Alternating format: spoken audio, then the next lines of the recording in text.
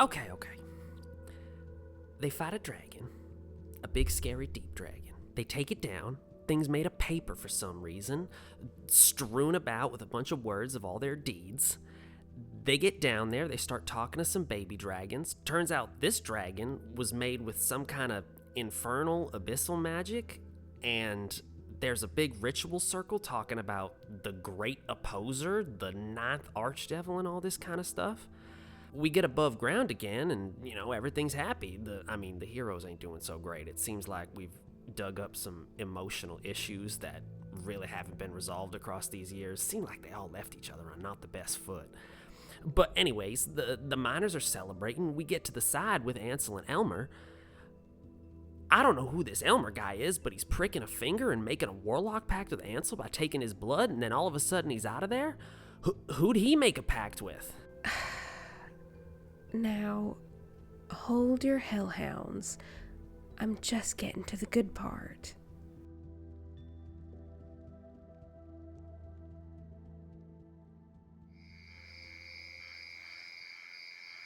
To open this one up, before we go to the next morning, Ansel, right now, you're standing alone, and that just happened. How are you feeling? Is there anything that you want to do with that, or anyone you want to try to talk to before turning in, or is this something that you're hiding? So, I think Ansel is filled with a lot of things, and he kind of just sits there and looks at this smallest wound on his hand, the thing that has probably harmed him the most today after he fought a dragon, and I think he's gonna go to his sister Judicia's room and knock and see if she answers. Uh-oh. Are we still praying? Praying? No, I think she would have kicked you out of her room by now. Yeah, because I had turned in like extra late. Yeah. Maybe there's like an awkward moment in the hallway where I'm walking by. On the dirt path, just like, Oh, hey, Ansel, we're just done praying. See you later. Going to bed.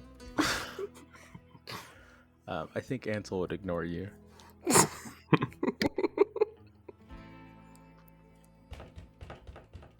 Yeah, Judicia would answer. I mean, a knock to a door she'll always answer. Sister, how was praying? How was your night? How was yours? You look kind of rough. I've been better, sister. You're right. I'll leave you be. What's wrong? Nothing. Okay. I just like immediately annoyed. Just I at leave. the fact. Yeah. Yeah, I've already begun walking away. Yeah, she closes the door. She's not gonna. Yeah. Yeah, I turn in. If there's no reception there, it's fine. Ansel's fine. He's always fine. all right, Ansel. You go to bed. You all long rest. And the sun rises on a new day. The dragon is felled. Everything's fine. Ansel, roll a Constitution saving throw. Can I give myself any of my like bonuses, or is this just flat? Yeah, Okay, you can. cool. I'm gonna give myself 2d4.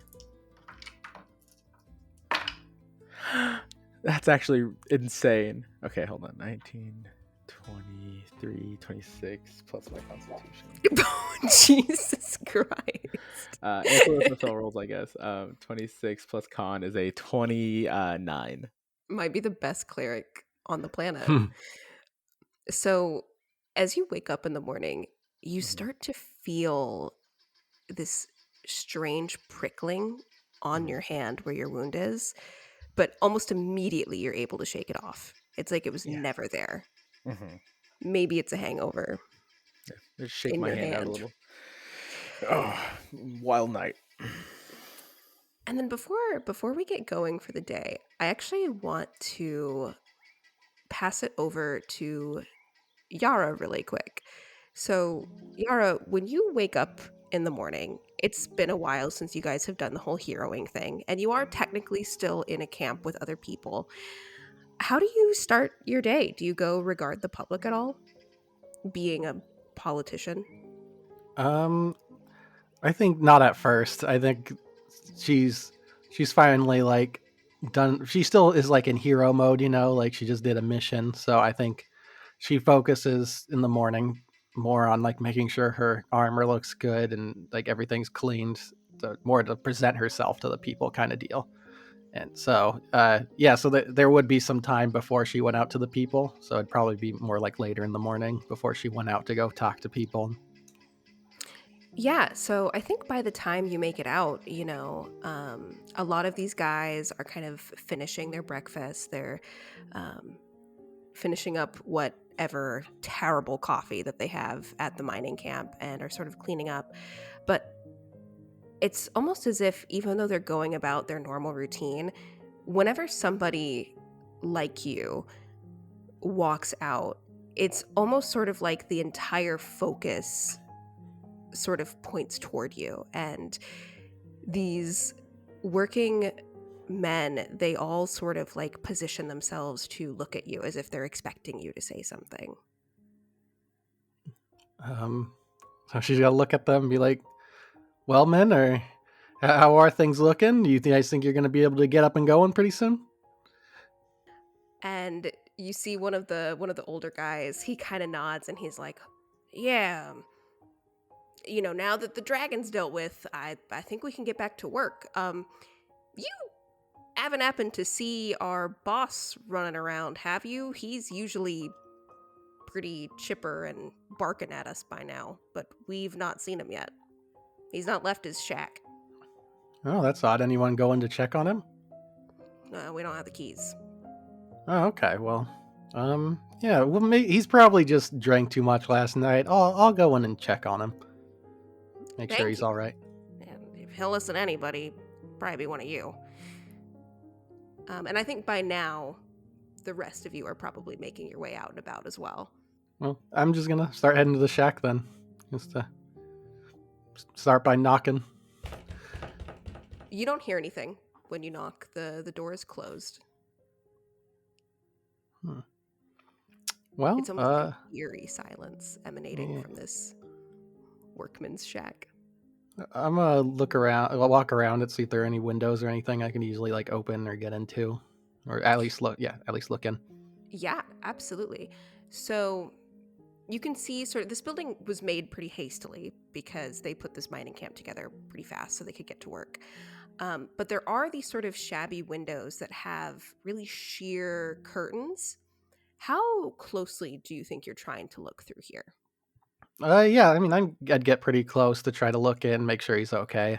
I don't want to start kicking down his door if he's just sleeping, As you start to peer inside, you see that the quarters, from where you're standing and kind of this view that you have through these drawn curtains, almost looks to be a little messy, maybe in a state of disarray, but it's a little bit difficult to see. But given the eerie silence inside and just how friendly and jovial this guy was yesterday, it does feel strange. Okay. Well, I don't have a lockpick set, so I'll just kick open the door. I'll do one loud bang just as a safety, be like, hey, wake up or I'm coming in, kind of deal. Yeah. And you get nothing back in response. For the rest of you that are also waking up, do any of you acknowledge Yara doing this? I think Judicia would. She might just like wander out and then notice all the ruckus and make her way over. It's like, what's going on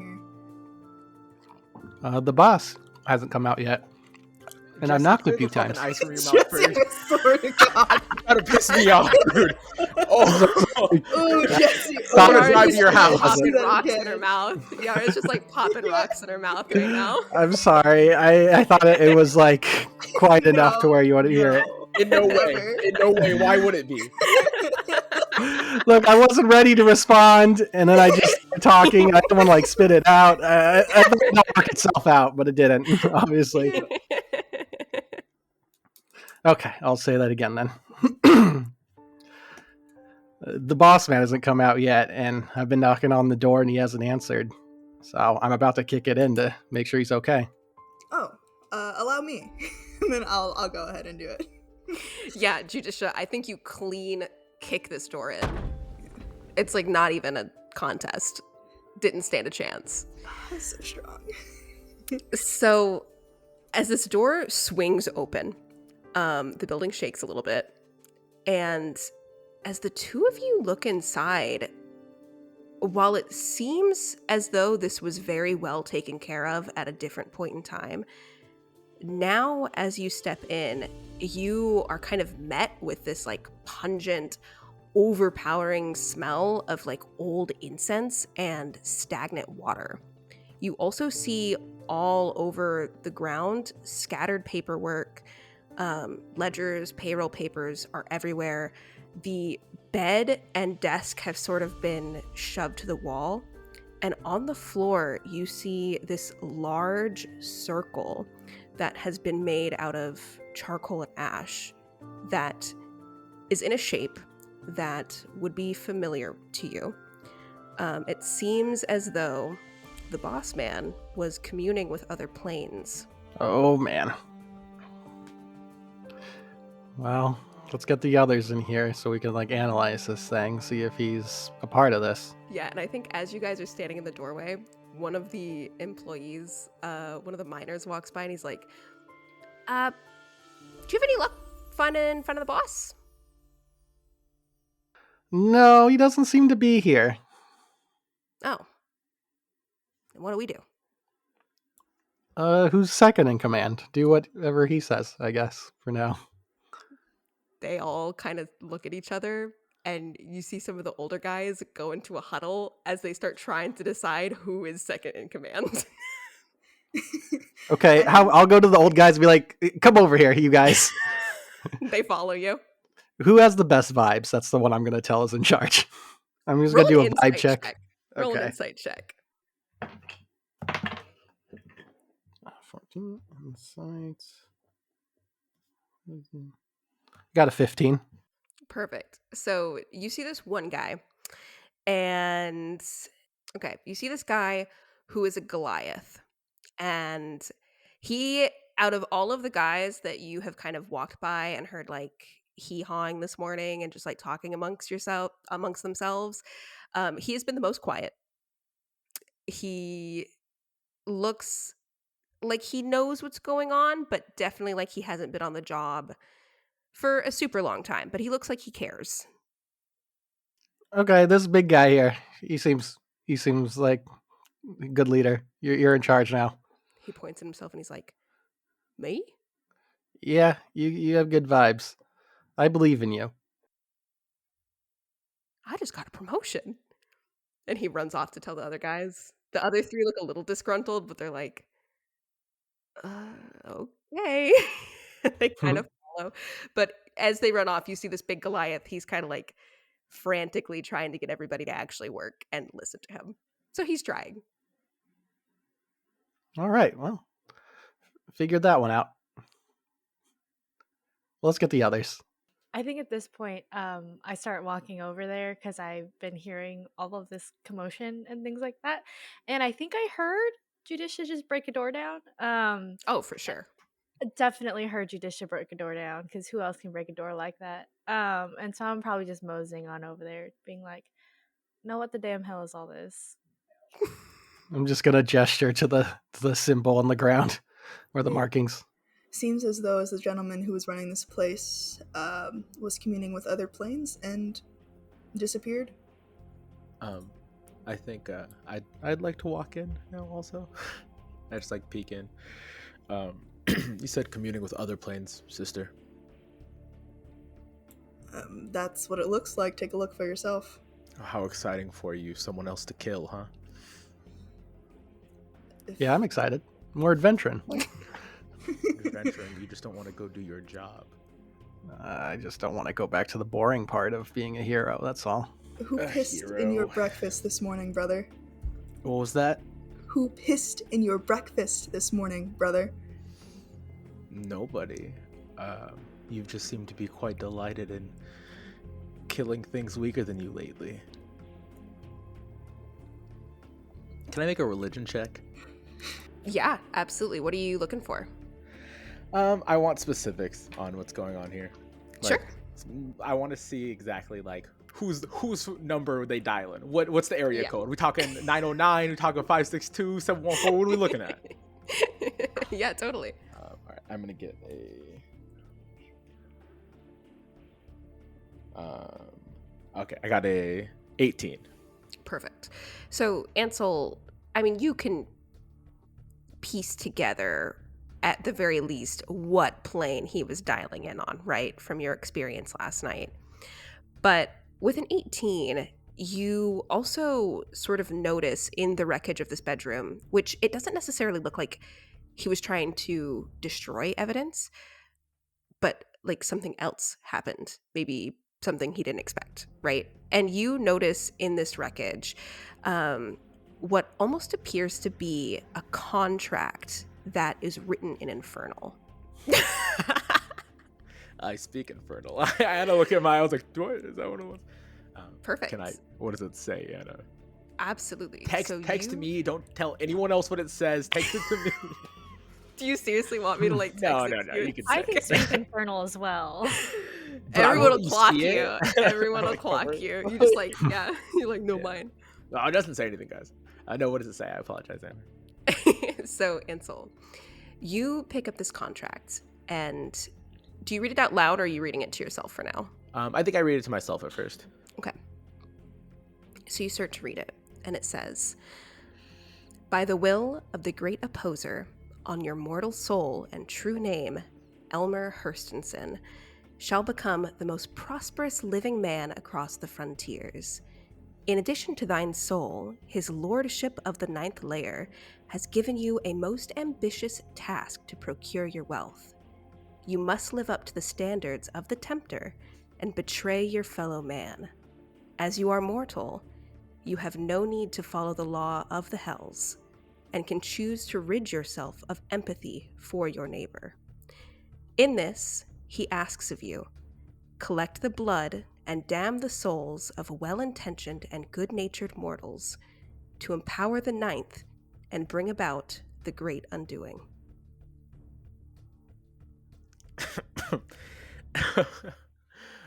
The damn fool sold his soul for riches.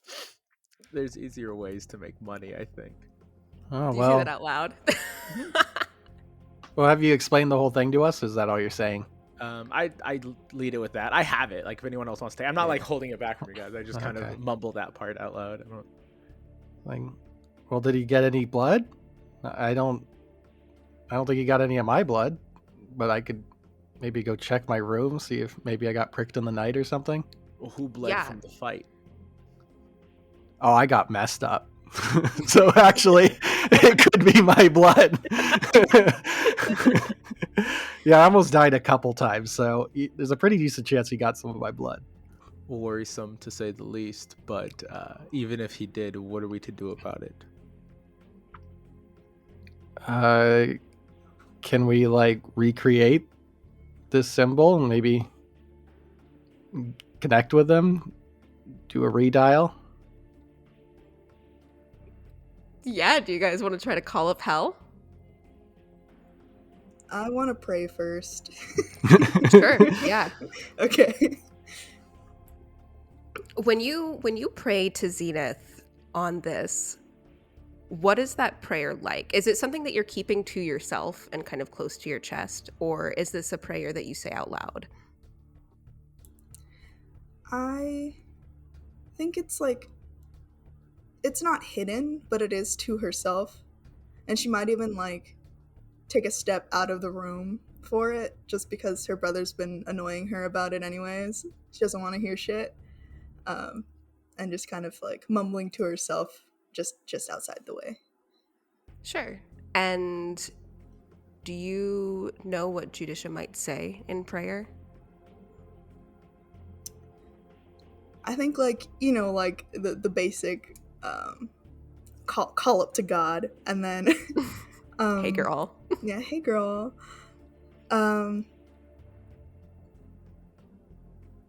Yeah, actually I don't know. I think it's just like a quiet little, like almost like a sweet nothing, you know? Mhm. Like, But, please like don't let just these that idiots sort of die. vibe. Yeah. Yeah. Sure. So how would you guys like to try and put this together, or do you want to look around the room a little bit more? Yeah, maybe we should look around the room a bit more. See if there's any more clues. I'm going to do an investigation. Yeah, if each of you want to do an investigation check, you absolutely can.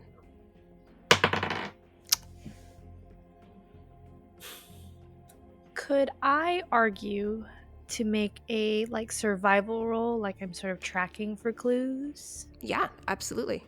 Okay, cool. I got a 13. Okay.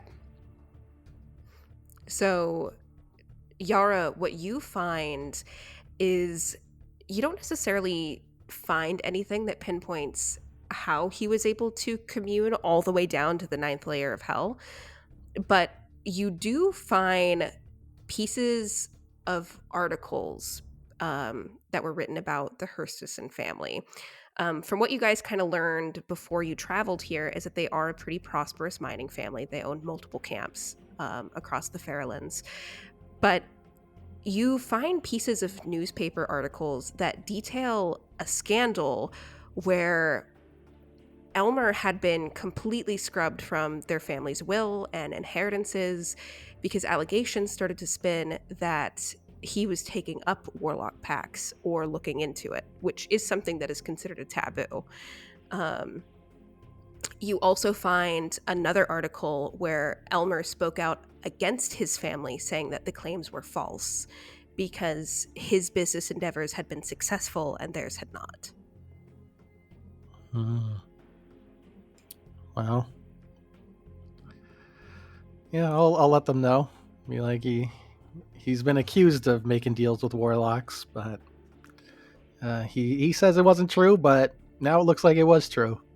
How about the rest of you? What are you looking for?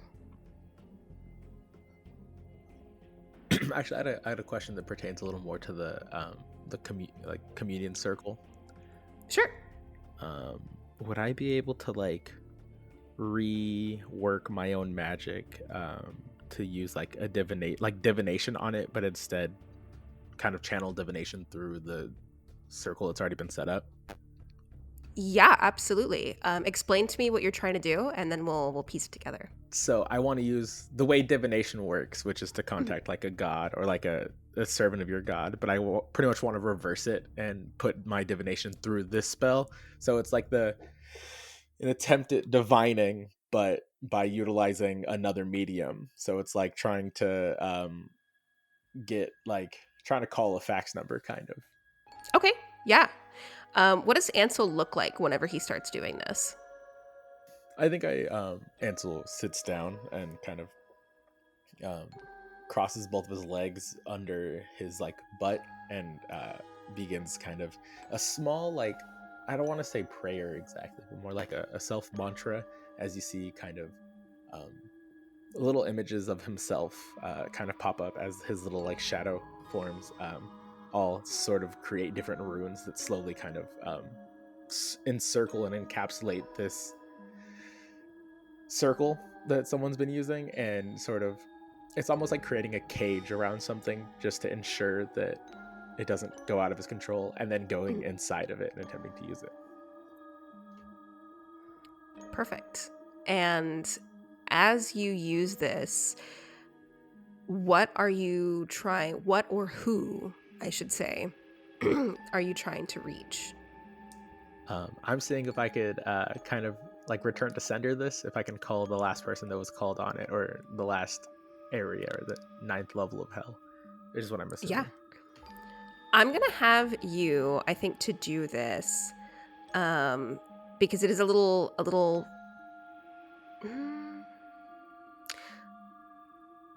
Okay, roll me a religion check with advantage. I'm gonna give myself Because- guidance also. Yes, because I think as you start to do this and as you interact with the circle with the intent to contact the ninth plane, you feel that prick on your hand start to flare up and burn.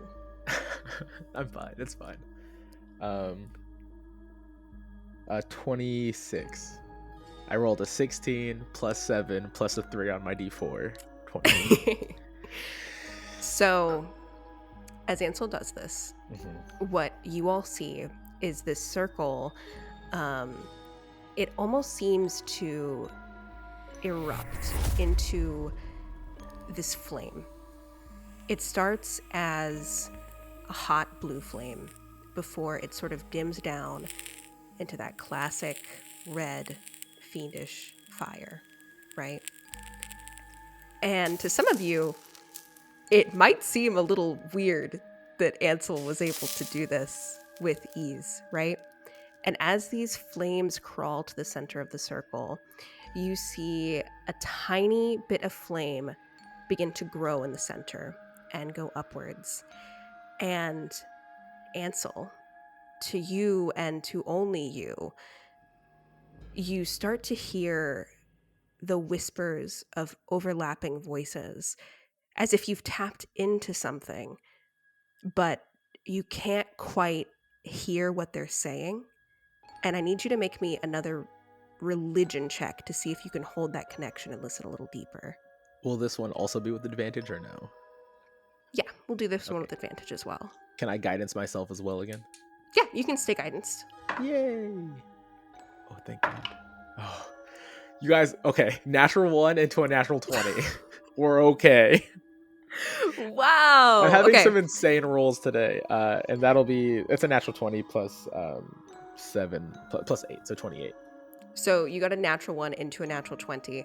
So what happens is, for a moment, it feels like there's a part of you that doesn't want this, that knows deep down inside that you should not be able to make this kind of connection. But then that sting in your hand burns a little more, and you feel it travel all the way up your arm as you keep that connection. And you start to hear voices clearly. You hear Elmer's voice on the other side, and he's talking to somebody. And he's saying, "Well, look, I have contracted all of my men to Lord Ninth, and I even got one of Zenith's. I don't understand why you can't just give me the protection I need. They're gonna come looking for me. Those Devas are all over the first layer. They're eventually gonna come down here, and I'm not like y'all." And you hear another slower voice speaking back that says, "The Lord Ninth has no more use for you. You got your riches, Elmer. It's your job to fend for yourself now." And then you almost feel for a moment like you've been seen, like you've been noticed, and you feel the connection break. And the flames slowly kind of dissipate away. That was fairly unpleasant. Do you look at your arm at all? Does it hurt or tingle? It still hurts. Then yeah. As you look at your arm, you see runes have started to sear themselves into your skin and I'm sure crawl that's good. up your arm that are written in it. I'm sure that's fine. But these runes that have seared themselves into your flesh are not written in Infernal like Elmer's contract. They're written in Abyssal instead. Cool. Yeah. Whatever it was I got to divine there, our little fella Elmer appears to have damned the whole town. Well, it sounds like we got to stop him, you guys. What's that? What was that? What's that? This, and I like hold up my hand with like the runes on it. Oh. Looks like They got your blood. I don't remember getting cut, but perhaps. Should we remove the arm before it spreads? I don't think that would work. What you think it would work, Yara? Well, it looks like it just has your arm right now, but will it spread? Well, it has. If we're operating under the assumption that my blood is had, then I think there's a good chance that even if we lose the arm, it'll probably keep spreading. Okay, if you say so, but I've cut off arms before, so I could get it off for you pretty clean and quick if you need. Yara, we've all cut off arms. What are you talking about? Well, no, I mean, I've done it for medical reasons. I am our medic. I am actually our healer and medic. Yeah, but you use magic. I just cut off an arm and then I'm done with it, you know? I have medic skills. I have I have all of that. I don't know what you're talking about. Well, but you can't cut off your own arm. What do you mean? I can 100% cut off my own then arm. Do it. I'm not gonna cut my arm off. Because you can't. It would be to prove a point, and that would be foolish. Yeah, because you can't. Okay, well, were you able to see where this dude was so we can go get him? Sure, if you know a way to what I have to assume is the 9th level of the 9 hells.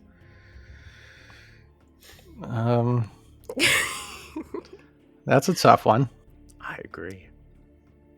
Really quick, Ansel, that comment you made about having not gotten a scratch on you, would any of you like to insight check that or contest a deception check? Anna, why are you blowing up my spot, dude? What the fuck? Yes, please. No, I don't think All Yara right. would think he's lying. All right, ex-wife and sister. Let's see if he's lying. All right, cool. And Ansel, I would also like for you to roll a deception check, please. Oh, hold on. Because I'm like, they're gonna think I'm lying. Okay, you heard me roll Someone's fudging up there. You heard me roll it, and I haven't rolled another one. You guys can hear the rolling happen.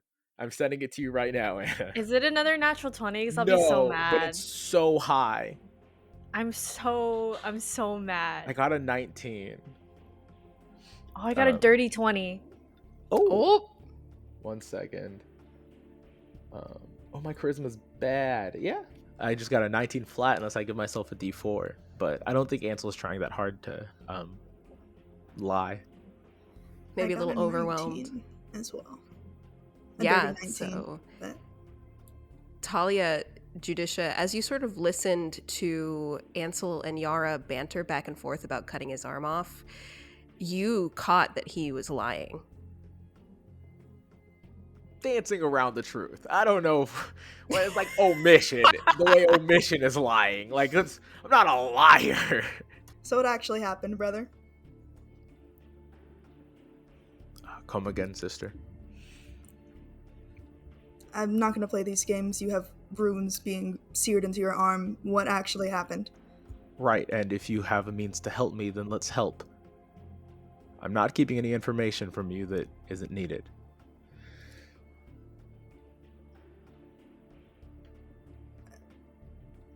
All information is needed, brother. Okay, and we can assume that they have my blood, and that we need to fix it. What are you missing? The events in which your blood was taken. Maybe if you hadn't approached me with disgust last night, we could have had a conversation about it. But it doesn't matter, because my blood is had. We all know it's had. We can fix it now. So this happened last night, then? Well, it didn't happen this morning. Off your ass, drunk. With God knows who. Are you or are you not? Are we so sure that it was Elmer that took it and not someone else? It could have been anyone. Do you even remember last night? Would it matter if I could? And on top of that, are we or are we not the strongest soldiers of your goddess?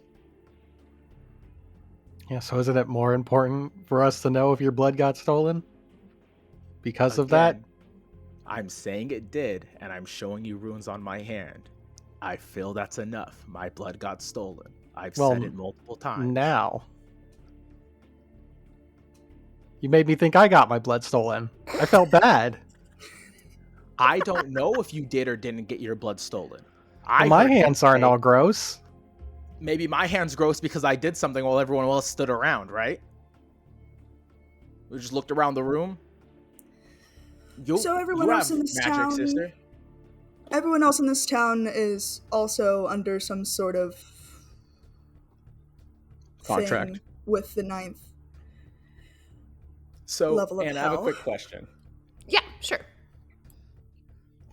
We are aware that like some shady stuff's been going on with contracts, right?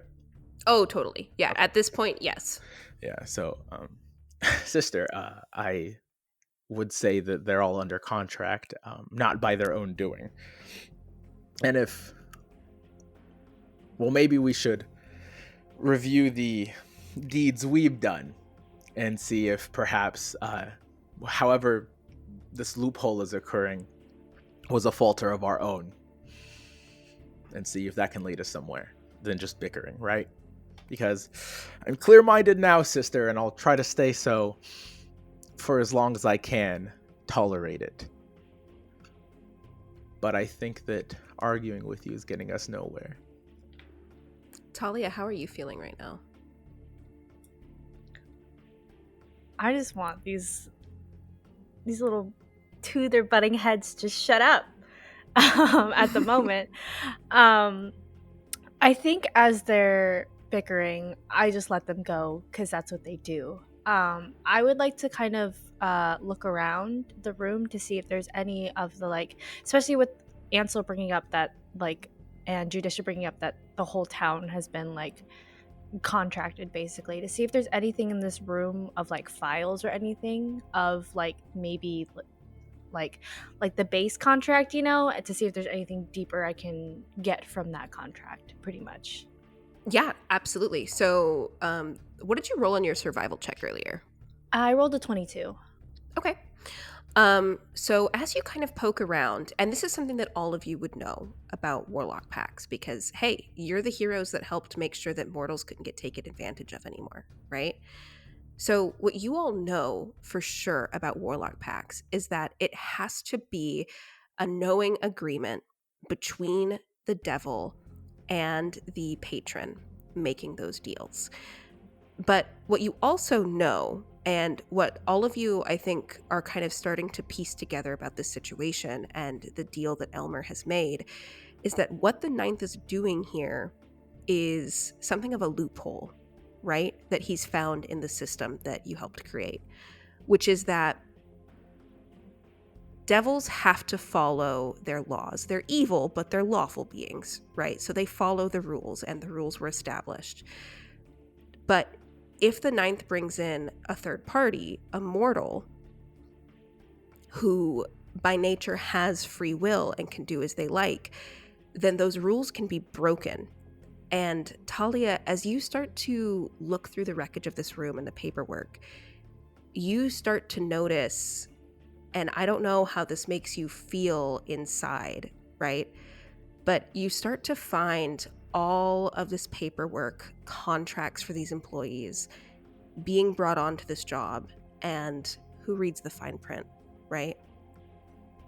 So as you start looking through these contract agreements and payroll agreements, you start to notice a stamp of that dragon head with ram horns on every single one of them, for every single man that works in this camp. And you've seen men that are old and on the door of retirement, all the way down to young men who are just breaking into adulthood, that don't even know what they're signed up for now, and don't even know what it could mean. You don't know what it could mean for them. I just hold the stack of papers up. So it looks like, if we're done with the tussle, that each of these contracts have a stamp, and it has that dragon head with the horns that we saw down below. I do feel like maybe if the stamp to sign the thing is a dragon head with ram horns, it's a little suspect. And if you're signing that, you should maybe be more aware of it. Maybe that's just me because I'm aware of religion and all that. I didn't sign anything of that effect. Okay, so maybe you're not like completely bound then. That's the hoping, but also I just hold my hand up again. Yeah, it doesn't look great. It does hurt a bit.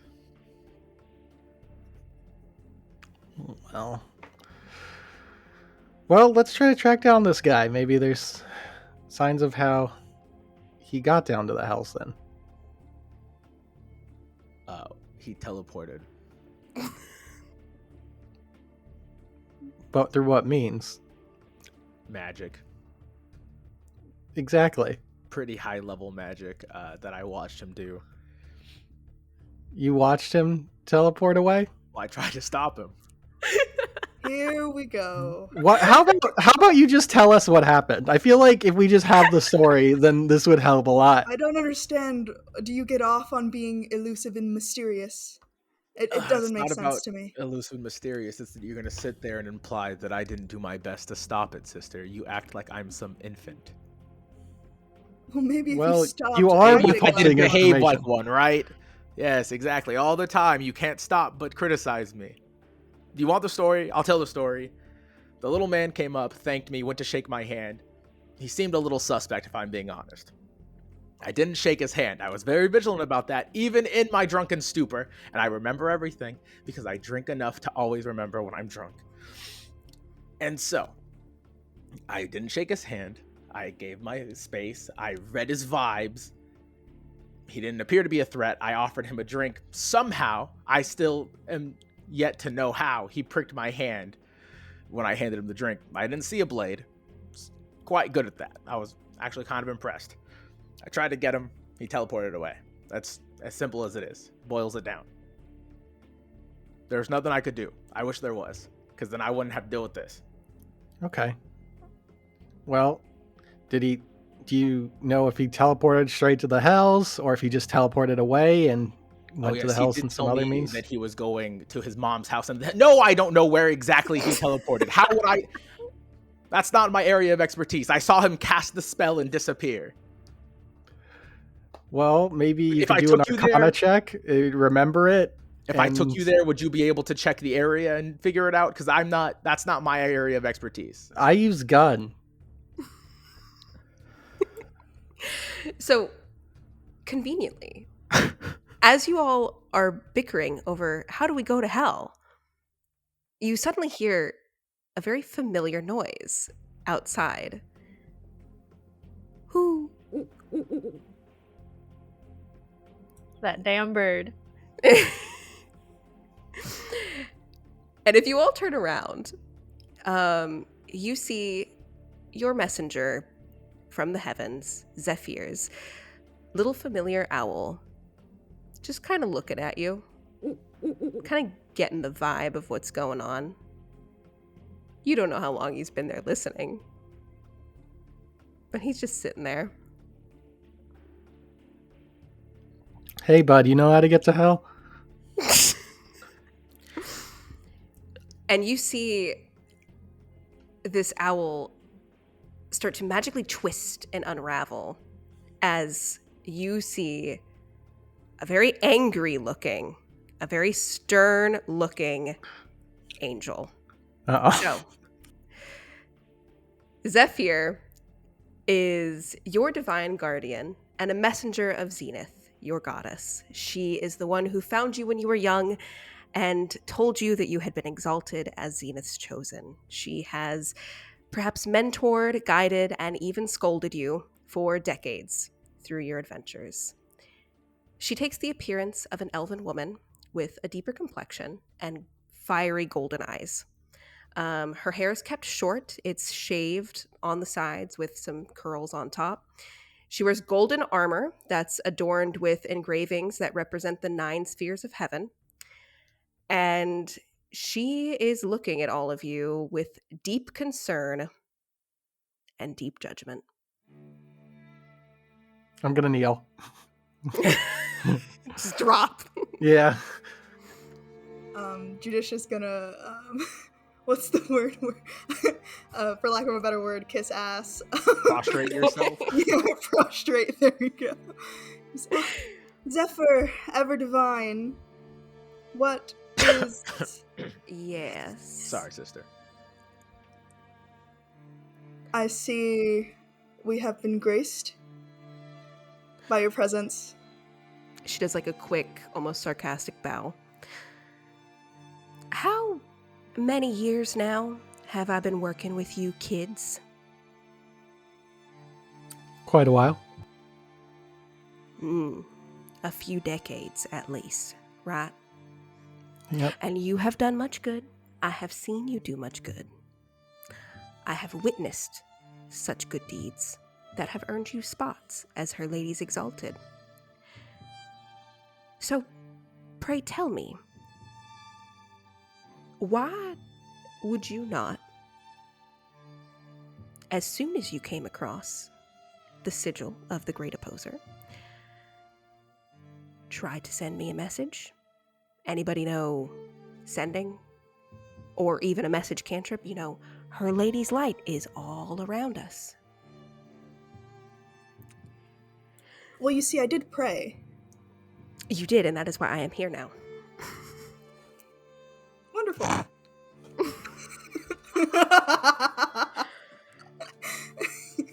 I shall not bring up last night's prayers. Although I do wish that I had known how dire your circumstances were before just now, in this moment. Well, you see, a lot of it wasn't really brought to light until a few moments ago. Because my dear brother loves to withhold things. And had I known, I would have very quickly brought it to my lady's attention. Same as me. I would have told you. And Ansel, I do know that your heart has its grievances with her lady. But why would you not pray on this at least once? I don't pray anymore. You know she loves you, don't you? When I kill things for her. And that's fine. But I'm not really interested in doing that anymore.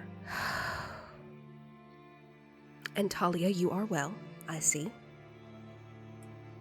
Yes. So,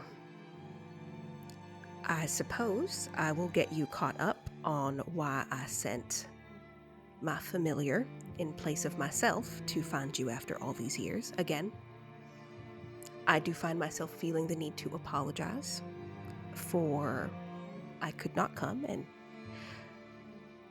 bring you all back together myself.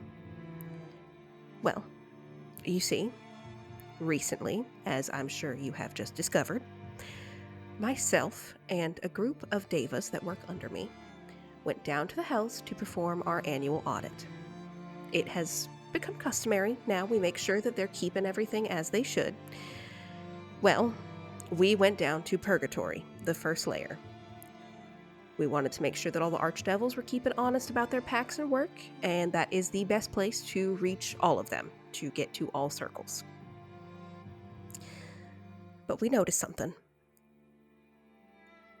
And I am not one to admit faults on things, but I do feel as though part of what has happened here over the past 24 hours might be my fault.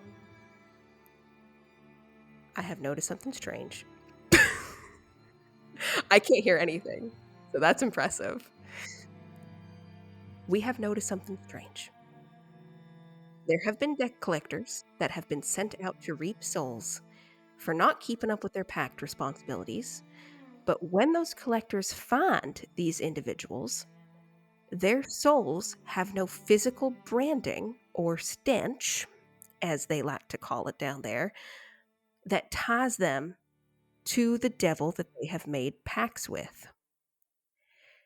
After talking to Lucius, who you all are familiar with, the first archdevil, as well as some of the pit fiends that are in charge of the bookkeeping, we started to suspect that someone had been running around up here taking advantage of folks.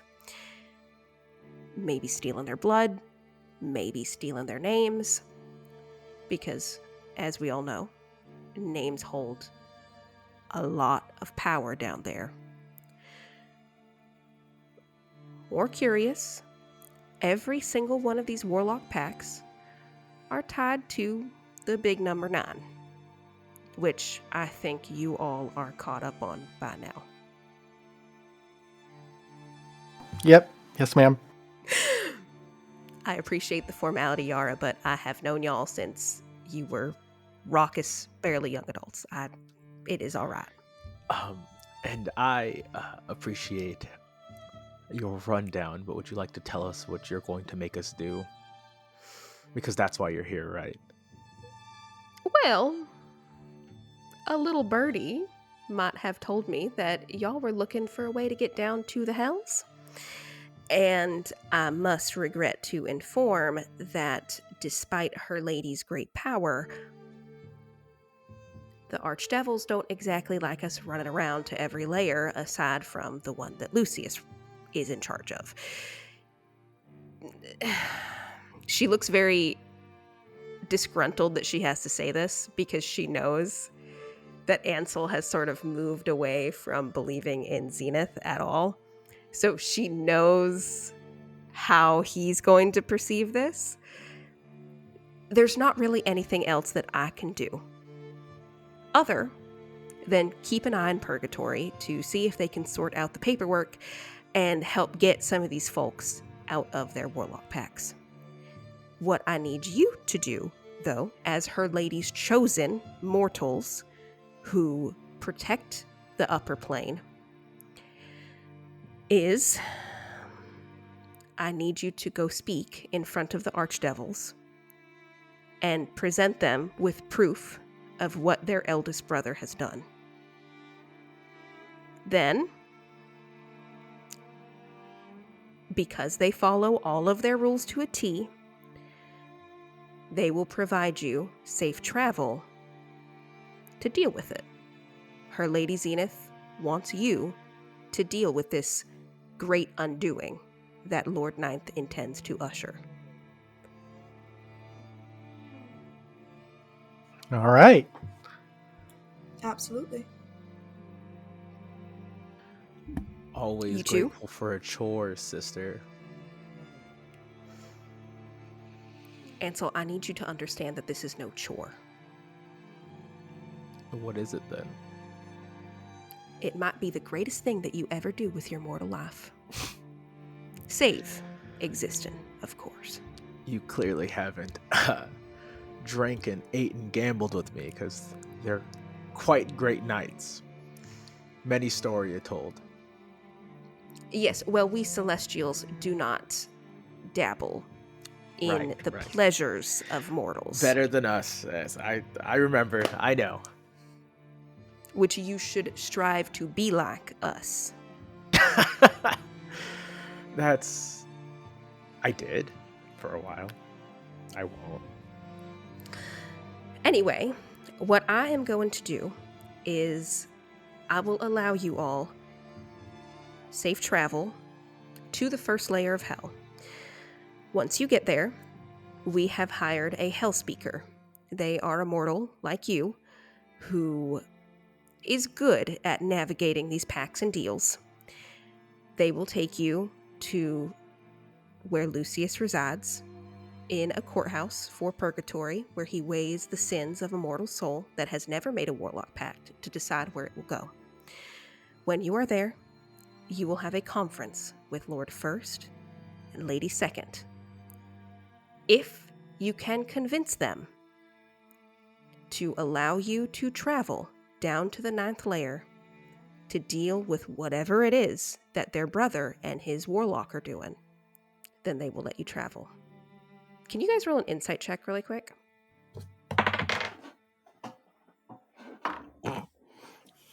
No fucking way. Guys, natural 20. Holy shit!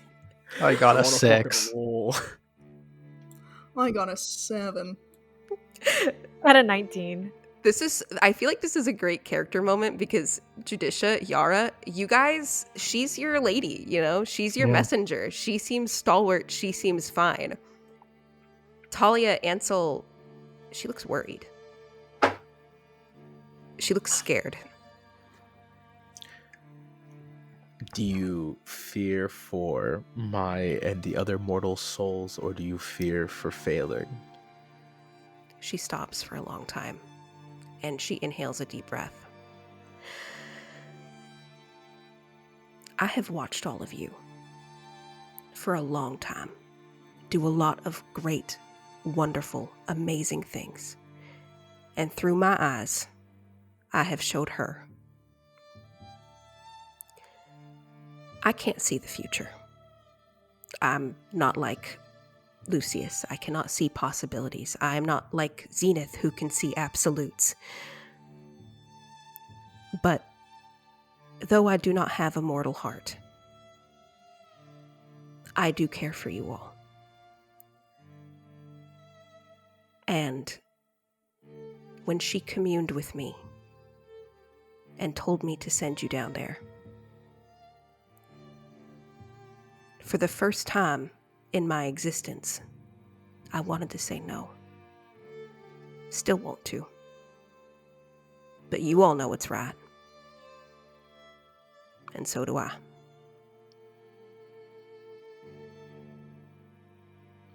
And she's going to, with her hands, conjure a scroll, a spell scroll, and just reach out her arm.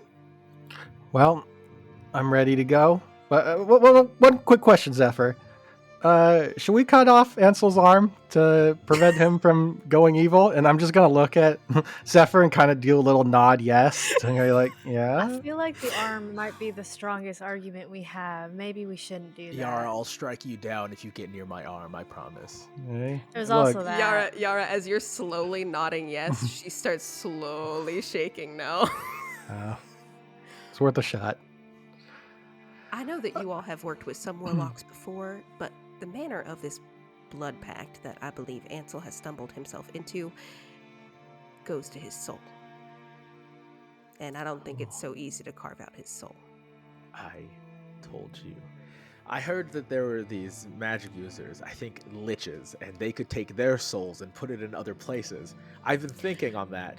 Instead of Ansel, proposing something? please do not turn yourself into a lich. No, hold on. Instead of going to the Nine Hells and dealing with that again, we take my soul out and we put it somewhere else. The whole conversation I've been thinking that, and I think that might be path of least resistance. I'll keep your I don't soul think safe. You were thinking about that the whole time. Yara can't have my soul. Yara's the only one that can't hold my soul. What? I'll keep it safe. No one will get your soul. Yara, you're a... Yara. Sorry for caring about my friends. All right. What? Nobody is putting anybody's soul anywhere that it does not need to be. But if Ansel doesn't have his soul, Ansel's soul's not in a pact, because Ansel's Ansel, and Ansel's soul is in a necklace? Yes, Ansel, but then are you going to put the souls of all of the folks who have been wrongfully signed into warlock pacts into necklaces? I think Is that your solution? I think it's a personal decision, and it's an option. You see, so sometimes some people get sick, and everyone knows that washing your hands and washing your face means you're not going to get sick. But some people don't wash their hands and wash their face, and then they get sick, and their kids get sick. I don't believe that. Being a little dirty is good for you. Oh! You have no All of medical these background. revelations about Yara today. Yara almost died, and now she's spilling everything. Well, anyway, I'm ready to go die in the house if that's what it means. Yara, I will always commend you, and her lady always commends you for being willing to sacrifice everything for the greater cause. Could I you- was hoping there was going to be more to that. Like, you didn't want me to die, but I- that's all right, yeah. Look, I don't don't know why I'm whispering because she is all around us. But I have to be careful with what I say. Even us Celestials are under strong ordinance. Okay, well, if we think about it too hard, we're not going to want to do it, so why don't we just get going? She still has the spell scroll just out. Yeah, I'll take that. Thank you, Judicia. Of course. When you get down there, like I said, I know that the hells can be a little off-kilter, but y'all have been there before. You'll be fine. It's been a couple decades. It's changed a little bit. But it's mostly the same. It's just devils. Just don't shake any hands, and you'll be fine. I've heard they've gone all corporate nowadays. Doesn't have the rustic charm it used to. Clearly, they don't have to shake hands anymore. So don't offer them drinks. Don't get near them. Don't owe them favors. That is the biggest thing to remember. My soul's already owned. What if I let someone else have my soul and it, you know how like when All you have by yourself. insurance- Yeah, you always bring it to insurance first because insurance will like solve it. So we'll have a soul dispute and that'll get us there, I think, right?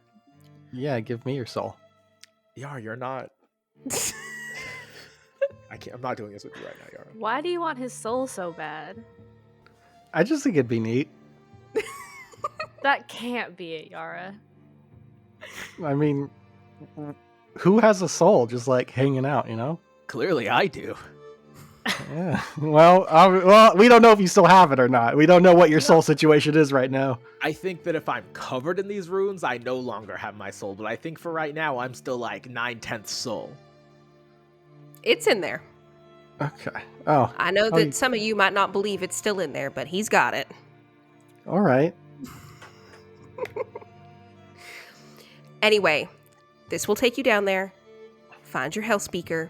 He's a young, spunky guy from up here. You'll know when you see him. All right. Perfect. Sounds like a good plan to me. All right. I'm going to go back down and help try to get some of these folks out of their packs, okay? All right. I believe in you. See you later, alligator. After a while, crocodile. And she'll poof away. Thalia, I think we should, all those documents that you had earlier, we should keep hold of those. There's a lot of paraphernalia in this room of the 9th, so I suppose we could get note of that before going, and I suppose my brother's arm is good enough, and... You could always bring one of the workers and have them testify. I think that they don't even know magic. I think that's actually kind of perfect because if I'm not mistaken, they won't have warlock powers, but they will have a warlock contract. Oh, well, there's the Goliath I met earlier. He seemed pretty cool. If he's solid, I think that it'd be fine if we brought him with us and just made someone else watch him. I just worry about bringing a mortal into the hells. Well, Just a dude has to be dragged down to hell. Yeah, just a Come with us. dude living his life. Suddenly these 4 people who are so strong walk up to him and they're like, hey man, you want to go to hell? Yeah, hey, just a heads up, your soul's not yours, dude, and there's only one way to fix it. It's if you come with us. Hey, In man, one day, he became you're a boss and now fucked. goes to hell. Yeah. Okay, maybe we won't bring him. I'd really rather not be babysitting while down there, so... Yeah, that's a good point. All right, let's go. All right, you guys have a scroll of plane shift. And we have all of our cool documents. We're like real detectives. We're Or is like, it like a lawyer? insurance. What is it? Like insurers. We're going and like assessing the damage. Like, I don't know. Did you really Yeah. get rear-ended?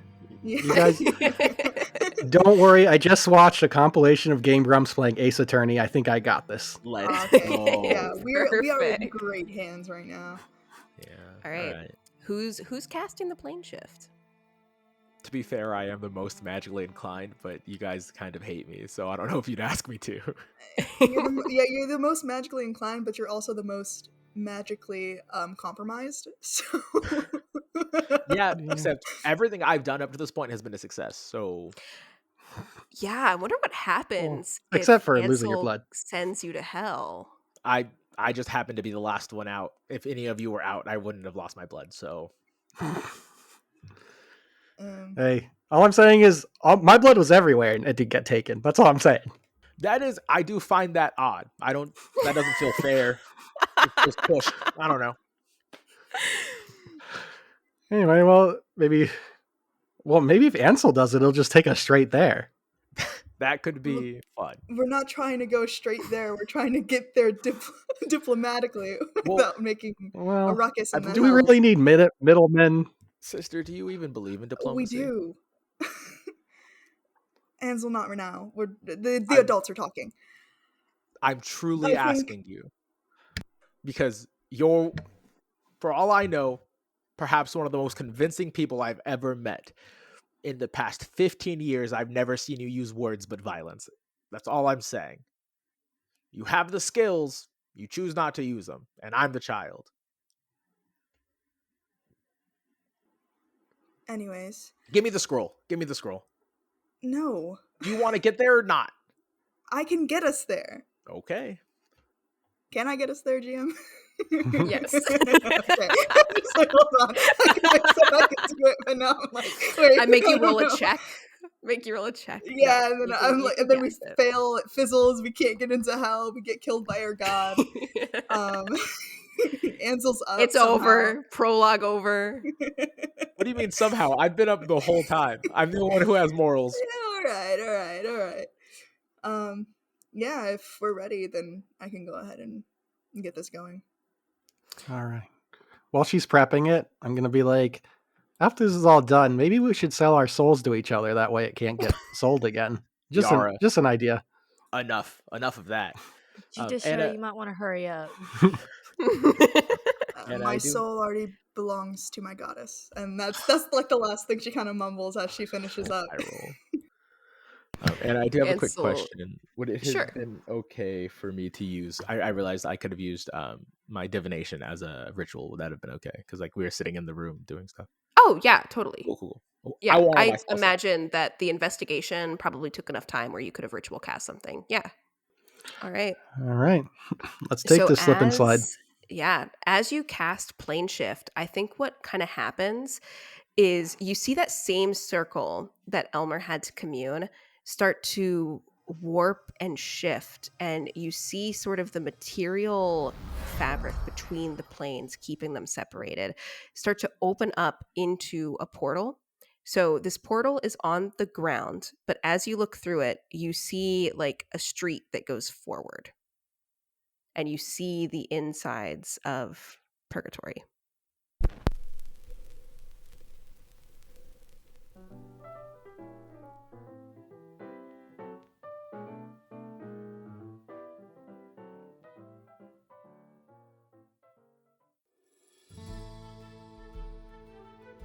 Does your party suffer from post-battle funk? Are your tavern dates ending early because your rogue smells like kobold sweat? Ugh. You need Hidden Loot by Item Get. Legendary goods with intoxicating aromas and mystery treasures inside. Banish battlefield stench like a cleric using Turn Undead with Hidden Loot air fresheners. Fragrant, potent, and packed with a mystery mini dice set. Immerse your players in scenes of Icewind Dale and the Swords Coast with crackling Hidden Loot candles, and loot the candle for its concealed D20 deep within. Recover hit points the luxurious way with a fizzy Hidden Loot bath bomb, and dive deep to retrieve a full mystery dice set. Don't let odors roll a nat 1 on your charisma checks, and visit shopitemget.com. Plus, you can get 10% off your order by using code HilaritySave at checkout. Item Get, in loot and luxury.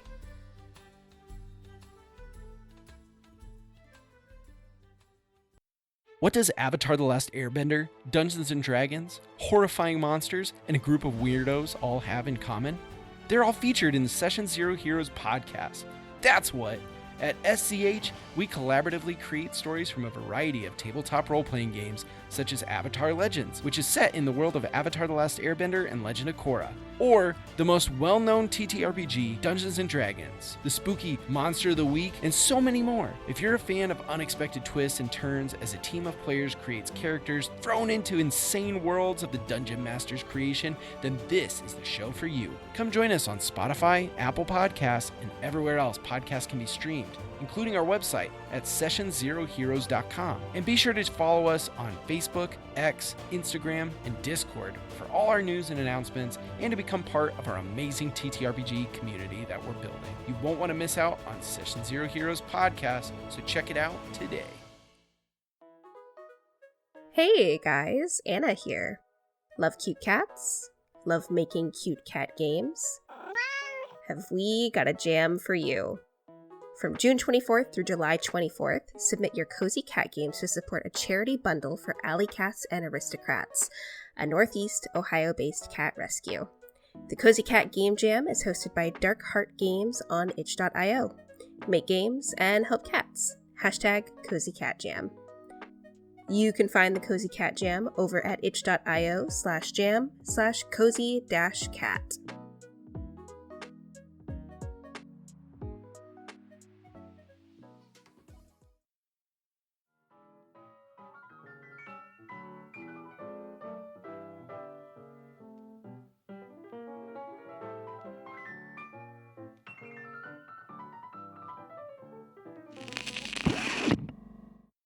Oh, All right. No time like the present. yeah. Start walking through. Yeah. Mhm. So as soon as what's your marching order? Not that you need one, but what's your marching order? I head up the front. As much as I hate I'm doing in it, the I think back. it's like second nature. I don't think I'll be in front of Thalia. Yeah, I think Judicia was gonna go in front, and then Ansel pushes in front of her. I And it's no, like, okay. I figure you and I walk shoulder to shoulder because it's truly second nature, as much as we dislike it. Yeah, actually, yeah. Because well, that's the thing, is we're the two tanks, and I have like hypermobility, so I figure Yeah. we're always kind of anchoring in the front. It's unfortunate. So as you guys walk through, Ansel, I'm gonna need another Constitution saving throw. Can I give myself guidance? Yeah. Because I'm doing so well, can I have an advantage and you like me? No. I'm stressed out. I'll let you give me that roll number first, and then I'll describe what this looks like. Oh, okay, hold on. This is Constitution? Yep. Okay, that one was my worst roll today at a 14. Okay. I'm going to describe what this looks like, and then Ansel, I'm going to describe what happens to you. So as you guys step through this portal, you become surrounded by the first layer of hell. So the streets of Purgatory are quite different from the Feraelands, where the Feraelands is sort of a budding frontier where people are starting to make lives for themselves and learn how to build things and really learn how to work together to make something new out of the land. Purgatory, the land between, has the faintest scent of sulfur as you start to see devils pass by that are wearing clothing that is quite uncommon for the surface, right? The people down here are wearing things like linen suits and button-up shirts and slacks, which is different than the everyday people living on the frontier. It's in a heavy state of industrialization. There are buildings here made of metal that rise higher than any of the cities in the Feraelands, and you can hear the faint whirring of metal from all of these machines and factories that are almost emitting to you all as mortals the cries of souls that have been collected by their patrons. Some of the fiends here, they recognize you, but they don't acknowledge you, whether that's because they're afraid of you, knowing who you serve, or because they're disgusted by you. And as the portal starts to close up behind you, Ansel, you kind of double over as this pain takes over you and you sprout horns. Sorry, I Could you repeat the part before horns? Because horns came and kind of just... Yeah, as this portal closes and you all walk through it and get settled, you get overtaken by this strange sensation and burning pain, searing pain through your whole body, and you double over and you sprout horns. Yeah. I fall, and I'm fine. It's just a bit of a headache, I think. And I get up and look at my friends. And your head, your head feels a little heavier right now. What do your horns look like, do you think? Do I have full control of my horns, Anna? Like, can I decide what they look like? Oh yeah. Tell me what your horns look like. I think they curl out from starting at like the just below the hairline, and they curl into almost like, so they curl up. I don't know if you've seen Hellboy when he has his horns grown out and the like crown sits in the middle.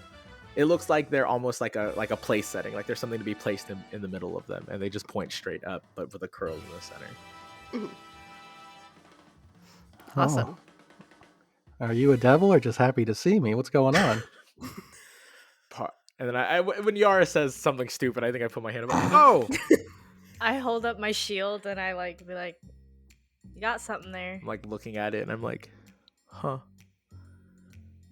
Do we know of any normal warlocks getting devil-esque features this rapidly, Anna? Is this no.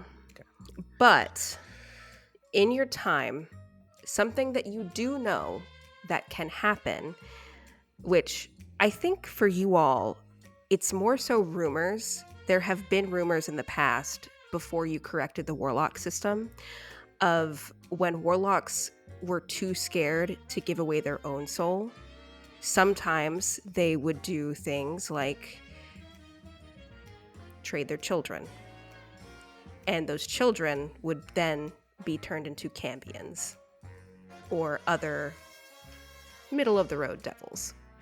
So you do know that mortals who are exposed to the lower planes and have had their blood tainted by devils can turn into cambions, at the very least, or other types of devils. I think this is more of a nuclear exposure problem than anything. I think it's because you don't have faith in Zenith. I can promise you that's not what it is. Well, the three of us are fine because we have faith in Zenith. You're the one who's always didn't get your blood stolen. The three of you haven't healed all of your wounds that have ever been dealt to you by a devil. The three of you haven't fixed all of our problems all the time. I do that. And as you guys are kind of bickering in the street, there's like imps and stuff floating by, and they're laughing at you. Oh, I'm just gonna take a swipe at one. Just a thwack, like just kind of a push. Hey man, watch where you're going. Oh, sorry, my hand slipped. Yeah, don't swing at your brothers, man. Jeez. No, I only swing at my sister. You're right. So yeah, you guys are sort of standing on the streets of hell. There's a heavy smog that's billowing above you. And the dry heat is kind of threatening your senses. Everything just feels very off. You've been here before, but this isn't like home. It's very far removed from home. But you do see the very ornate structure that resembles a mortal courthouse, but it's just a little off, right? I'm gonna start looking around for our guide. Okay, yeah, sure. So are you kind of like... Yeah, I'm just gonna like look around. I'm just using my eyeballs at the moment. Yeah, I mean, for the most part, you know, as you guys are kind of, I assume you're all following or going with Thalia. You see on the outside of the building that there is sort of like a cluster of Rakshasa that are all wearing suits and sort of communing with each other. You see like some succubi and incubi that are leaning against buildings and sort of having quiet conversations. And then as you start going up the stairs to this courthouse, you see what is very much so a very out of place figure, which is a green dragonborn with iguana-like features, wearing a nice linen suit, as well as a variety of different magical trinkets that he has pinned to him. He looks very young, and you notice that he is by the front door of this grand building in the Hells. And he's also being laughed at Imps because he's currently frantically picking up a pile of paperwork and books off the ground that he has dropped. I'll go Well, over and help. Yeah, so you go, and what are the rest of you doing? following along. Judicia, are you also following them?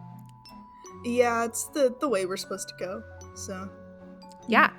So, Thalia, you start helping pick up these papers, and this dragonborn, his eyes immediately shoot up, and he makes contact with you. And his eyes are just super wide and sort of get really sparkly for a second, like he's super excited. And he shoots up, he stands up straight, he drops more papers in the process, and he says, "Oh, my goodness, by Lady Zenith. Hello. You must be Thalia Katsuo, right? Chosen of Zenith hero." And he kind of like looks around and he's like, "Oh my goodness, and the rest of you are here too. Oh wow. They told me that this would happen, but I was not prepared for it. I'm Sullivan." And he bows to like greet you and then drops everything.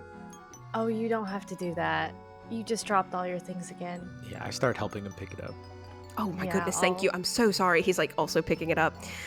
"I have just heard so much about you, and I started the job recently. It's new position created in the Hells, make sure everything keeps running smoothly, and of course, right as I finished training, well, things weren't running smoothly anymore, were they? So, he's kind of like, he's still picking things up, but he's sort of just like tensing up. He's really awkward. How are you all?" I'm doing pretty good, honestly. "Oh, that's lovely to hear. Yeah. I've been better. Yes, you look quite different from the stories now, don't you? The horns, I mean, the horns." Yeah, no, the stories leave the horns out because, like, having horns and being holy is usually not affiliated with it, so no one ever writes about the horns. yes, he's looked like this the entire time. Correct. And Acts like it too. We're here to help present a case, to try and fix what's going on down here. Oh, yes. Mhm. I will preface, I'm a bit of a public defender situation. I do not work for the First or Second. I actually, and I don't want to make any of you uncomfortable because I promise I am a good, honest fellow. I am working in the Hells. We do all follow the law. I don't want to alarm you all, but I should let you know, as your anointed Hell Speaker, I do work for the Lady of Heresy. I work for the Sixth. It is not anything against your goddess Zenith. After all of the archdevils are her children, for better or worse. Don't tell my boss I said that. But as you can see from this little trinket here, and you see that he has a little golden pin that has the head of a hydra on it, or the multiple heads, rather, of a hydra.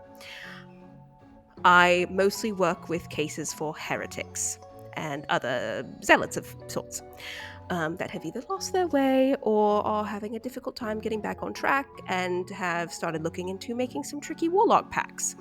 But my lady, despite her position as the Sixth, has been doing her utmost to try and keep things nice and calm and relaxed down here. And so that is why I was hired on for your case, and I am so excited. I'm sorry, I'm speaking so much. No, I think we want someone who speaks a lot if you're going to be our speaker. So that's probably good. Let's the hope rest of you're us very aren't. good at it. Well, I like to think so. And he kind of switches to Infernal, and he speaks in Infernal for a second. "I know every dialect down here." And he swaps to Abyssal. "I don't know if any of you understand Abyssal." And he says, "So you have nothing to worry about." I'll just give a thumbs up.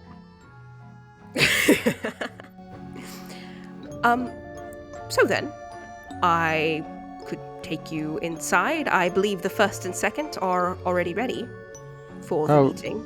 Can we just go by our strategy? Like, what's our plan in there? Well, what is your plan? Oh, I thought you would do that. Well, we do have a few documents detailing some signatures that were made by a few people who were unknowing of their pacts being made for them. Curious, isn't it? Oh! What is it? What was the stamp? Is that like a sigil? Can I just call it a sigil? Yeah. It's so the symbol of the ninth is a dragon head with ram horns. So yeah, I think Sullivan would take a look at that and he's like, "Oh goodness, this is quite curious, isn't it?" I mean,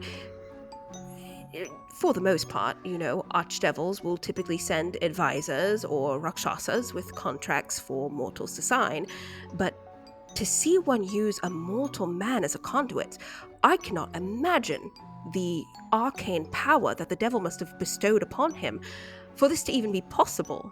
It is quite terrifying. Did you all fight this warlock or encounter him in any such way? Oh yeah, he pricked my hand, and now my hand's devilly, and then he teleported away. Yeah, gave our boy an ouchie. I'm sorry, I don't want to grab at you without asking permission, but the runes on your arm, Ansel. Oh yes. Do you mind would you like for me to take a look at those? Yeah, can you read them? I would appreciate that. Yes, absolutely. So he grabs your arm and he sort of starts twisting it around in kind of uncomfortable ways as he's reading them. And he says, "Oh, well, these are quite incomplete, aren't they? But from what I can tell here, it seems as though this is a contract in progress. So from what I can see that's written here, interesting.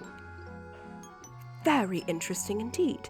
And he kind of starts trailing off into his own thoughts for a moment, and he says, "Did you know that your body is being used as a backup vessel for Lord Ninth? Oh. Or it is in preparation of being used as a vessel?" That is news to me, and it doesn't sound great because Wonderful. I like my body. Oh, painful process it is, but It's it not has great. never actually been performed, if that makes you feel any better. It doesn't, but I like my body, and if I could stay in my body, or we can get me another body, that would be pretty cool. Perhaps. I'm sure my brother's lack of knowledge of this whole process bodes well for our case. Well, it actually would do incredibly well for your case, because if the first and the second could get you down to the ninth layer before that contract is complete and you can take care of the ninth, then it's no issue, is it? He cannot take your brother's body. Oh, nice. I was worried we didn't have a bombshell on our case, but this sounds like it. Do we want me to wait outside and come in dramatically? Yeah, if you could swing open the doors, right when it seems like we're about to lose, you walk in. Would that have You any know- effect? I have heard her lady second loves theatrics. Sounds like it's a good plan to me. We're in. Excellent. Shall I take you inside then? Yes, before we go, everyone huddle up. Am All I right. included, or is this like Yeah, a come on in. secret? Yeah, you seem chill. You're doing We us like a you. favor. Just don't say any heresy. Understood. Understood. Understood. I'm gonna give everyone guidance and also my peaceful balm, so everyone has 2d4s on all your stuff, Perfect. including myself. So what were we huddling about? I like you. You're solid, and I wanted to give you a little gift.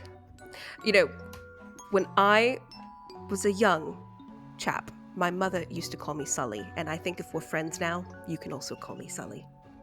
I appreciate that solely, and I have a feeling that this is gonna come back around. All right. Sully, one quick question. Is it possible for someone like you to switch sides to the side of Zenith, if you were to be convinced? Well, working as a hell speaker, and as I said before, all of the archdevils are her lady's children. I'm sort of an in-betweenie, aren't I? A little bit of Zenith, a little bit of archdevil, even a little bit of Nadir down in the bottom of the spit. Yeah, Sully fills a niche that we need filled, and I don't think attempting to conscript Sully is gonna do anyone any favors right now. Okay. I do own the scripture, though. I have read it. Oh, Front to okay. back. Okay, Nice. so Well, can't work for the Lady of Heresy without knowing your stuff, right? It's a good point, actually. All right. I don't want to keep them waiting for too long. The first and the second are the easiest to deal with, but they are still devils. Follow me. And he he takes both of his hands and pulls open the very heavy doors to this courthouse as he guides you all inside. And once you enter, the building the ceilings to this building seem even higher than they did from the outside, as you see a series of statues walking down this hall, statues that depict all 9 of the archdevils and the different visages that sort of represent them. But something that you start to notice as you go deeper is you see the statue of the first, which is Lucius, statue of the second, third, fourth. But the statue of the 9th is gone. It's missing. And he guides you to this door, and he turns around and he says, "This is the audience hall where we will speak with them. They're waiting. I know that you all have interacted with Lucius, so his form will not frighten you, but, you know, all of the archdevils, they have their quirks. They are not quite mortal like you and I, so do not be alarmed by her lady second." And he opens this door as well. The heavy creaking kind of follows. And you all enter this grand audience hall sort of auditorium setting. It sort of cascades down, and you see at the bottom, like all of the seats are kind of, what is the word I'm looking for here? Like Colosseum style, right? Like they start up high and they go down. But the 2 figures in the center are 20 foot tall beings. So the size of the auditorium doesn't really matter, right? As you guys kind of come face to face with the first, Lucius, who you have met before. They're the youngest of the archdevils. They stand at 20 feet tall. They have 6 eyes that are covered with a sheer veil, as well as 6 long feathery wings and large curled horns that resemble a ram, much like their oldest brother. They have platinum blonde hair that flows down to their knees, and they also have 6 arms, 2 of which that they're using to talk to their sister when you guys enter, and 4 that are in a perpetual state of prayer. The second is the devil standing beside them, who is also around 20 feet tall. She has very praying mantis-like features. So the top half of her body is very humanoid-like, but the bottom half is like that of a praying mantis. And she has multiple limbs that kind of spin or kind of go up her body, as well as very sharp, angular features that kind of come up her face and angle. And as you all enter and the doors shut behind you, Sullivan walks forward, and both of these archdevils turn their heads and look directly at you. Sup?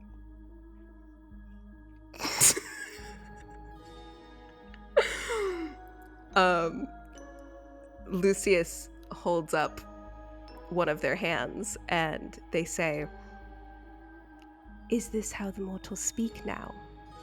Sup?" Only the cool ones. Oh, I do wish to know more about the cool mortals, especially if they're the ones my mother holds so dearly to her heart. And you see the second kind of flip some of her hair back, and she says, "I do not understand why we are giving them the time of day when we could just go down there and deal with this problem ourselves, brother." And they sort of start bickering amongst themselves, as siblings do. Sullivan is like, "Well, go on, get their attention." I step forward and I'm like, "I am the vessel of your brother," and I hold myself up like this. We were supposed to save that for last. They weren't listening to you. There's some You steps can't we need to start with the- explain before we get there. We can't start with the bombshell. Haven't you seen any court procedural? No, I haven't. They both like cover their mouths and gasp. Lucy says, "Vessel? By what manner is this? What has my brother done to you? So I have to guess it's your brother, but someone stole my blood, a mortal stole my blood, and then took it somewhere and teleported it away. And then this started happening. Not feeling great about it. Then we got down here and it got faster. I got horns. I didn't have horns at first, and now we're here and someone else please start saying something. As you know, there have been many warlock plaques. Oops. Many warlock pacts that are not sanctioned as they should be. My brother included this mortal that was doing work, apparently, for the devil of the 9th level. So, what you're saying is that our very powerful older brother has decided to rely on mortals to, what, make pacts for him? It would appear as though he's abusing loopholes through the mortals to make more pacts. I'm sure you've caught the discrepancies and you've heard. Oh, we have been getting our ears talked off by our mothers. Sanctioned warriors, thank you. Is that what you intend to do as well? No, I just don't want to be in a pact, and I don't want the people who didn't agree to be in a pact to be in a pact. And however you would help me to remedy that, I would love to, so I can be done with this whole ordeal as soon as possible. Lucius sort of leans forward to get a closer look at all of you, and they lift up the sheer veil that they wear over their eyes, and you see that they have 6 sets of eyes, 2 of which are closed, but the set of eyes that are open, Ansel and the rest of you notice that there's tears welling in their eyes, and they speak to you and they say, I am the closest to my mother. I know how much she cares for you all. And ever since you arrived on my plane, I have been looking for every possible future in which you can live and solve this issue, because that is what my mother wishes. I will not get to that quite yet, but your body being used as a vessel, we must know more about this. If you have any information at all, what does this warlock look like? Do you know his true name? Who brought the paperwork? So I was not carrying it. Yeah, I think Thalia has it. Do you hand them the paperwork? Yeah, I have the giant stack and I'll hand them over. Thank you, Thalia. And they start to flip through the papers. They pass them to their sister. And the first, he looks sad. They look very sad. And they say, I see what has happened here, and it is a terrible loophole, and this is a fault of us. I want you to understand, this is not your doing. I know that you came down here before, after the war, and set things straight. This is a fault of all of us devils, who, I will admit, have been selfish. But I do believe that we could set it right, or at the very least have you help us set it right, if you would be so willing. Of course. It is the will of my goddess and your mother for us to set things right down here, so if helping you is what that entails, then that is what I'm here to do. What we're here to do. Well, something your angels brought back to us earlier, before you arrived, is that our brother has plans to bring about this great reckoning or great reset of the material plane, as you saw in your notes. Now, from your account, I see that your friend has been quite afflicted, but is there anything else you can tell us? Have you been able to reach the 9th layer? We cannot get any of our foot soldiers down there to deal with this issue. A bit ago, I attempted to use the circle that the warlock had set up, and I felt as though I took a peek in there. I just heard voices for the most part. Now it feels important. I thought I was just peeking in hell. Sounds like I was looking at the 9th. News to me. You accessed it, correct? It would appear so. And you see Lucius use 2 of their hands to cover their face as though they are starting to cry. And they say, "But sister, we cannot send them down. Because if we do, you know, they will not come back." We are prepared for that. I'm not. Do you see a future where things are set right, regardless of whether or not we come back? Yes. It's my lady's will that this is done, and it will be done. I don't intend to die. Is there a future where we survive? Yes. But it is not a perfect survival, and you will need to be saved. You will be sacrificed for a time, and then saved. It is her will for the perfect future. It is what I have seen. There are futures where you turn away, where you leave, and you still survive.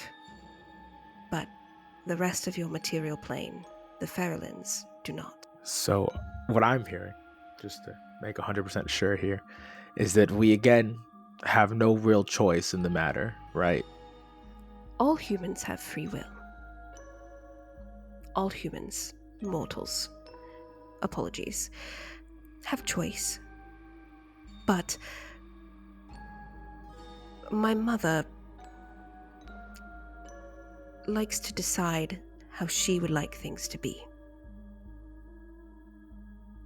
She will not intervene on the affairs between devils and mortals. In no future will she. Well, I'm ready to go. Sullivan's like, whoa. Now, are you certain that that's the deal you want to make? Yeah, what were you doing, talking boy? Why'd you let me talk so much? I was letting you plead your case. I thought that was your job. That's why we told you everything. This is my first case. That's on me. You told us that. I chose to ignore it. That one's on me. The first, lady second. Might I recommend, perhaps, any sort of intervention that you could give to perhaps aid them on their way? Or help? Perhaps prevent unnecessary death of your mother's favorite soldiers? Do you see the first and second kind of look at each other? And the second says, "Well, I suppose I could give them some power if they were open to it. Of course, no strings attached. I know the perception that we give. I do not want your soul. I want to see my brother lose. Name a price. I see that at least one of you is convinced with no confliction in their heart to do this anyway. But even the most valiant of mortal loves to have things that they do not already possess. Name your price." I'll tell you. Come over here. I don't want my friends to hear. They get a bit judgy and preachy sometimes. Why don't you come to me? She is going to pick you up off the ground Oh. and move you over to her. I kind of like this. Oh, something's awakened in Ansel. This is interesting. What would you like? I would like. I look back, make sure my friends can't hear me or aren't listening.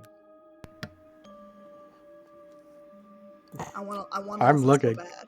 Yeah, I'm trying to listen. You can roll perception checks. They're pretty far away. I think Ansel's down at the bottom now with the two devils. So make your perception rolls with disadvantage, but you can still give it a whirl. Do I still have those D4s? Nat 20? I got a nat 20 than nat 1! Jesse, dude, you're just like me for real. For real! We're brothers! Reversed. Oh. A 23 with disadvantage.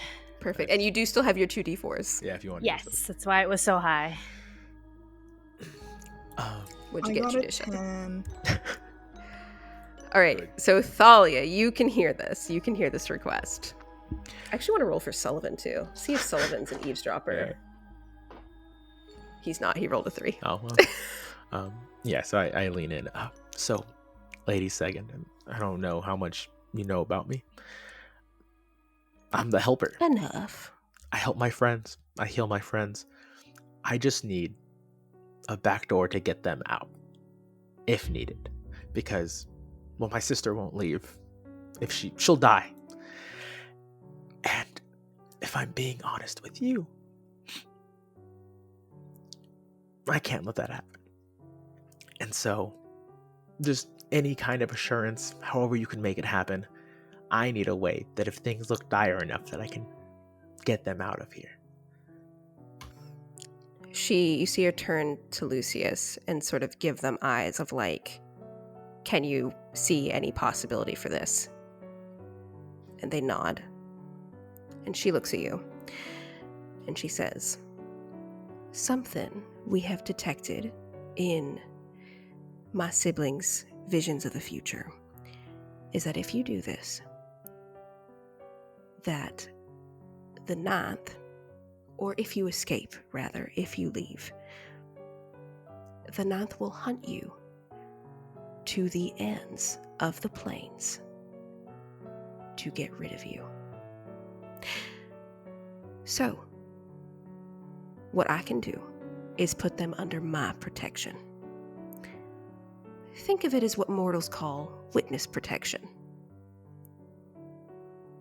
I would put them into hiding, and I would protect them. They would be under my care, as well as the care of every devil that works under me. They will be safe in the 2nd layer. That sounds good enough for now. And, I'm sure heroes will arise if we fail and someone will handle it. So I'm not too worried because someone else is always handling the problem. That is one word for it. I just need to make sure that they're okay. And we're good. What do you want? Is this truly no strings attached? I just want to see that awful brother of mine suffer. I want to see him fall into the abyss, which I think you'll be able to do. It's a good thing you're sending Judicia down there. Give me your fan. Yeah, I reach back and I hand it over. I'm like, do you happen to have a sword or something I can snag? I do, actually. And I actually have another request for you. It will bode well for the future. This sword I'm going to give to you. Think of it as an extra clause to our agreement. In one of the futures that my siblings saw, this sword that I possess will become quite important. Inscribe your true name to it. And when the time comes, perhaps there's salvation for you, too. You just sign it over? Yeah, I have the sword. Listen, they're guaranteed save. We're all right. And for your fan, you see she squeezes it, and this sort of eldritch magic kind of comes over it. She hands it back to you. When the time is right, use your fan as you would in all battles before this one, and they will be safe in my care. As I said before, my brother will hunt them, but also, as we've stated, if I do not allow him or his lackeys to come into my lair, they will never make it. So I will care for your friends until they are able to leave. Sounds good, and I appreciate that. Picks you up again and moves you back up with everyone else. I got a really sick sword that I'm pretty sure is going to be able to slay the 9th. You guys are welcome. Is there anything else we can do for the rest of you? We can provide safe passage to the 9th layer. Safe passage would be great. Excellent. And then, is there anything I can bestow upon any of you? Or even, if you would let me, a gift? It is rare for devils to give gifts, but think of it as a pay it forward from my mother. Let's see what this gift is. So you see them move their hands that were in a perpetual state of praying, and Lucius touches each of you on the head. And you feel a warmth that isn't the same as Zenith's, but it's probably the closest you'll find. And you will level up. Oh, nice. They say... Now I'm scared for the... now I'm scared to get down there. Awesome. So they say, there isn't much more I can do, but I think you all well know what my brother's plan is. Even if I myself cannot see how everything will go down, I do see a future where hope prevails. And I wish you the best of luck. Don't worry, we got this. Sullivan can take you to where you need to go. I bid you well. Well, no more lollygagging. Let's get the show on the road. I agree. That actually So- went really well. So as you all start to leave, once you get out of the audience hall, Sullivan takes a really deep breath and he's like, I am so sorry that I did not mediate more. I know that that was my job, but I think you all handled that very well. Well, except for Ansel using the bombshell immediately. Well, I was waiting for our talker to talk, and then he didn't talk, so I had to use the bombshell. No one else is doing anything. Why did you let him use this?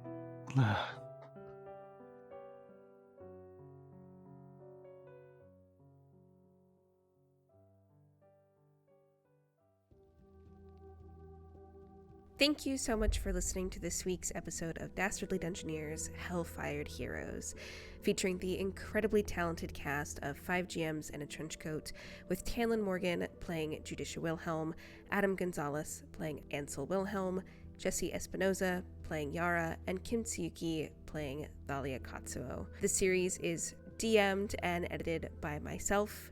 You can find me everywhere at Local Level Up Lady. You can also find all of the wonderful creators featured in this week's mid-reel down in the description below. Thank you so much, and see you next week.